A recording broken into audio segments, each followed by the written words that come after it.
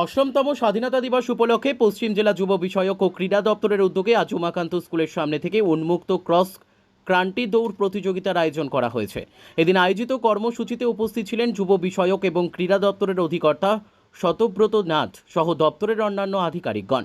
এদিন মহিলা বিভাগে 3 কিলোমিটার এবং পুরুষ বিভাগে 5 কিলোমিটার দৌড় প্রতিযোগিতা অনুষ্ঠিত হয়েছে। তাছাড়া আজকের প্রতিযোগিতায় মোট 100 জন মহিলা ও পুরুষ অংশগ্রহণ করেন।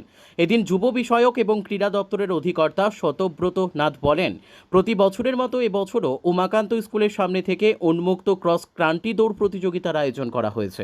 প্রত্যেকবারে নেয় এবারও এই কর্মসূচি আমরা নিয়েছি। এটার সর্বাঙ্গীন সফলতা আমরা কামনা করছি। হরঘর তিরঙ্গা কর্মসূচি 9 আগস্ট থেকে 15 আগস্ট পর্যন্ত আমরা এই রাজ্যে যথাযোগ্য মর্যাদার সঙ্গে উদযাপন করার প্রয়াস নিয়েছি।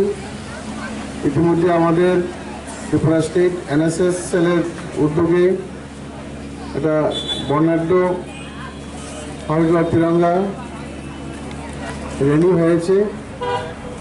গতকালকেও এটা র্যালি হয়েছে যুব বিষয়ক ও ক্রীড়া দপ্তরের উদ্যোগে।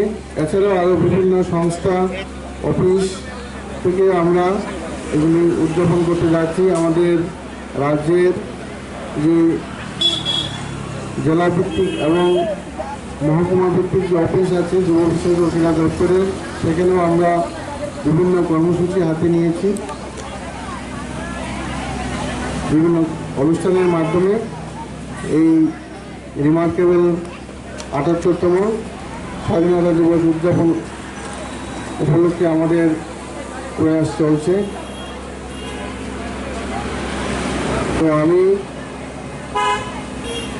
এই অনুষ্ঠানের সর্বাঙ্গীন সফলতা কামনা করে সবাইকে আবারও শুভেচ্ছা জ্ঞাপন করছি এবং আমার সংক্ষিপ্ত আলোচনা।